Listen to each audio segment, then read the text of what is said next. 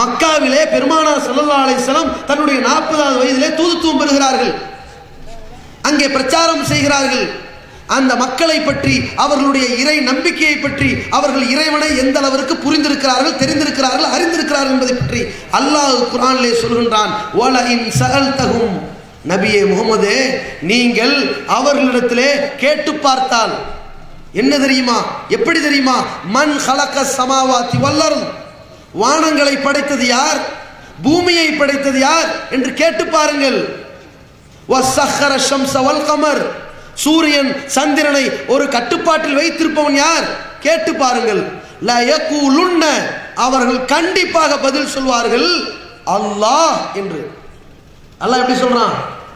மக்காவிலே அந்த இறை நிராகரிப்பாளர்கள், காஃபிர்கள், அந்த இணை வைப்பாளர்கள் முஹம்மது ஸல்லல்லாஹு அலைஹி வஸல்லம் அவருடைய இந்த கேள்விக்கு அல்லாஹ் என்ற பதில் சொல்வார்கள்.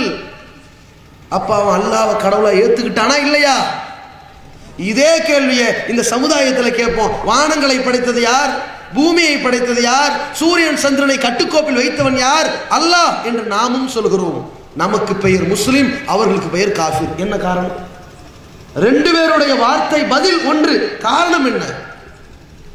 இதே போன்று அல்லாஹ் திருக்குர்ஆனில் இன்னொன்றை சொல்கிறான். வல இன் சஅல்தஹும் மன் நஸ்ஸல மினஸ் ஸமாஇ மாஅன் ஃபஅஹ்யா பிஹில் அர்ல மின் பஅதி மௌத்திஹா லா யகூலுன்ன அல்லாஹ். முஹம்மதே, அவர்களிடத்தில் நீங்கள் கேட்டு பாருங்கள், வானத்திலிருந்து தண்ணீரை இறக்கி வைத்தவன் யார், அதன் மூலம் செத்து போன பூமியை உயிர்ப்பித்தவன் யார், அல்லாஹ் என்று சொல்வார்கள். இன்னொரு இடத்தில் அல்லாஹ் குறிப்பிடுகிறான், வல இன் சஅல்தஹும் மன் ஹலகஹும், முஹம்மதே அவர்கள்ட்ட கேட்டு பாருங்க, அவர்களை படைத்தது யார், அடே உன்னை படைச்சது யார், கேட்டு பாருங்கள். அவர்கள் சொல்வார்கள் ஹலகஹும் அல் அசீஸ், மிகைத்தவனாகிய அல்லாஹ் தன்னை படைத்தான் என்று சொல்வார்கள். இப்ப யோசிச்சு பாருங்க, இதே கேள்விக்கு நாமும் அல்லாஹ் என்ற பதிலை சொல்கிறோம். நம்மை படைத்தவன் அல்லாஹ் என்று சொல்கிறோம். நமக்கு மழையை பொழிவித்தவன் அல்லாஹ் என்று சொல்கிறோம். எல்லா பதிலும் நமக்கும் அவர்களுக்கும் இடையில் மிகச்சரியாக இருக்கிறது. நாமெல்லாம் யார்கிட்ட துவா கேட்போம்? அல்லாஹ்விடத்தில். தொழுகையில என்ன சொல்கிறோம்? இய்யாக நஅபுது வ இய்யாக நஸ்தஈன், இறைவா உன்னை மட்டும் தான் வணங்குகிறோம், உன்னிடம் மட்டும் தான் நாங்கள் உதவி தேடுகிறோம். சொல்லுகிறோமா இல்லையா? அப்ப உன்னை மட்டுமே நாங்கள் வணங்குகிறோம், உன்னிடம் மட்டுமே உதவி தேடுகிறோம். நாம் உதவி தேடுகிற இடம் அல்லாஹ். அந்த மக்காவாசியர் யாரிடத்தில் உதவி கேட்டார்கள், யாரிடம் பிரார்த்தனை செய்தார்கள்? அல்லாஹ் சொல்கின்றான், அவர்கள் கடலிலே பிரயாணம் செய்கிற பொழுது, கப்பலிலே போய் கொண்டிருக்கிற பொழுது, மலையளவு அலை சூழ்ந்து விடுகிற நேரத்திலே அவர்கள் என்ன செய்வார்கள் தெரியுமா? தஅவுல்லாஹ முஹ்லிஸீன லஹுத்தீன், இந்த மார்க்கத்தை அல்லாஹ் ஒருவனுக்கே என்று உரித்தாக்கி கொண்டு மிகவும் மன தூய்மையோடு அல்லாஹ்விடத்திலே பிரார்த்தனை செய்வார்கள். வல இன் அன்ஜைதனா, எங்கள் இறைவா இதிலிருந்து எங்களை நீ காப்பாற்றி விட்டால் உனக்கு நாங்கள் நன்றி செலுத்துவோம் என்று கேட்கிறார்கள். மக்கா வாசிகள் அதை கேட்டார்கள். இப்ப யோசித்து பாருங்கள், நாமும் அல்லாஹ்விடத்திலே பிரார்த்தனை செய்கிறோம், மக்காவாசிகளும் அல்லாஹ்விடத்திலே பிரார்த்தனை செய்தார்கள். பிறகு எதற்காக அங்கே ஒரு தூதர் வந்தார்? எதற்காக முஹம்மது ஸல்லல்லாஹு அலைஹி வஸல்லம் அனுப்பப்பட்டார்கள்? எதற்காக அந்த ஏகத்துவம் அங்கே போதனை செய்யப்பட வேண்டிய ஒரு நிர்பந்தம் வந்தது? ஒரே ஒரு வித்தியாசம், நாம் அல்லாஹுவை நம்பினோம், அவர்களும் அல்லாஹுவை நம்பினார்கள். நாம் அல்லாஹுவை மட்டும் நம்புகிறோம், அவர்கள் அல்லாஹுவையும் நம்புகிறார்கள். இதான் வித்தியாசம், சின்ன வித்தியாசம். உலக வரலாற்றிலே இஸ்லாமிய மார்க்கத்தை பற்றி நாம் ஒரு பெரிய தியாகத்தை சொல்வதாக இருந்தால், பெருமானார் ஸல்லல்லாஹு அலைஹி வஸல்லம் அவர்கள் காலத்து வரலாற்றை பற்றி சிலாகித்து சொல்வதாக இருந்தால் பத்ர் போர் யுத்தத்தை சொல்வோம். அதை தெரியாத சமுதாயம் யாரும் இல்லை. அப்படிப்பட்ட பத்ர் போர் வரலாறை சொல்லுகிற சமுதாயம் நபிகள் நாயகம் ஸல்லல்லாஹு அலைஹி வஸல்லம் அவர்கள் அந்த யுத்த களத்திலே அல்லாஹ்விடத்திலே கையேந்தினார்கள். இந்த கூட்டம் வெற்றி பெற வேண்டும் என்பதற்காக, தோத்து போய் துவண்டு போய்விடக் கூடாது என்பதற்காக எதிரிகள் கூட்டத்தின் தலைவனான அபூஜஹலும் துவா செய்தான். யாரிடத்தில்? அல்லாஹ்விடத்தில்.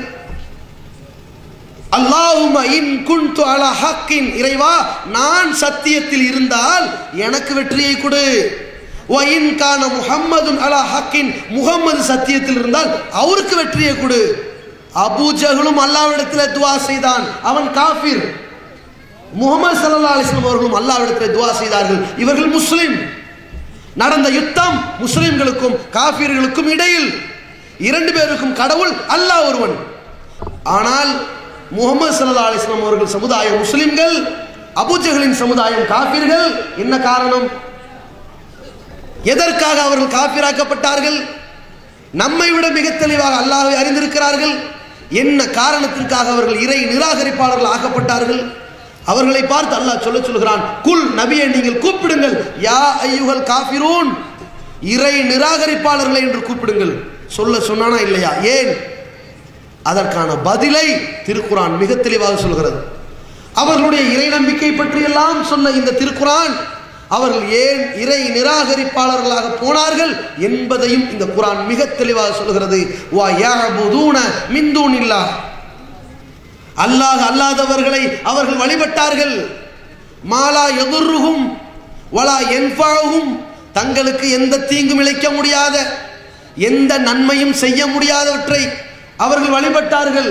ஃபயகூலுன, அதற்கு ஏனப்பா இப்படி செய்கிறீர்கள் என்று கேட்டால் அவர்கள் சொல்கிறார்கள், ஹா உலாயி ஷுஃபஆஉனா இன்தல்லாஹ், இவர்களிடத்திலே நாங்கள் ஏன் வழிபடுகிறோம் தெரியுமா, துஆ கேட்கிறோம் தெரியுமா, மறுமை நாளில் அல்லாஹ்விடத்தில் எங்களுக்காக பரிந்துரை செய்வார்கள், சிபாரிசு செய்வார்கள், நாங்கள் சொர்க்கத்துக்கு போயிடுவோம் என்பதற்காக அல்லாஹ்வுக்கு இணை வைத்தார்களே, அல்லாஹ்வை விடுத்து அந்த வணக்கத்தை அந்த அடியார்களிடத்தில் வைத்தார்களே, அதனால் அவர்கள் காஃபிரானார்கள். இப்பொழுது யோசித்து பாருங்கள், இதே லா இலாஹா இல்லல்லாஹ்வை இன்றைக்கு சமுதாயம் ஒளிந்து கொண்டிருக்கிறது. அந்த லா இலாஹா இல்லல்லாஹ் என்ற அந்த கலிமாவின் அர்த்தத்திற்கு ஏற்றவாறு நம்முடைய கொள்கை இருக்கின்றதா, அல்லது அதை தகர்த்தெறியக்கூடிய வகையில் நம்முடைய கொள்கை இருக்கிறதா? எது இந்த லா இலாஹா இல்லல்லாஹ்வை தகர்த்தெறியும்? அல்லாஹ்வை தவிர வணக்கத்திற்குரியவன் யாருமே இல்லை என்பது லா இலாஹா இல்லல்லாஹ். அந்த லா இலாஹா இல்லல்லாஹ் என்கிற கொள்கையை தகர்த்தெறியக்கூடிய விஷயம் என்னவென்று சொன்னால், அல்லாஹ்வோடு பல கடவுள் இருப்பதாக நம்பினால் அந்த கொள்கை சிதைந்து சின்னாபின்னமாகிவிடும்.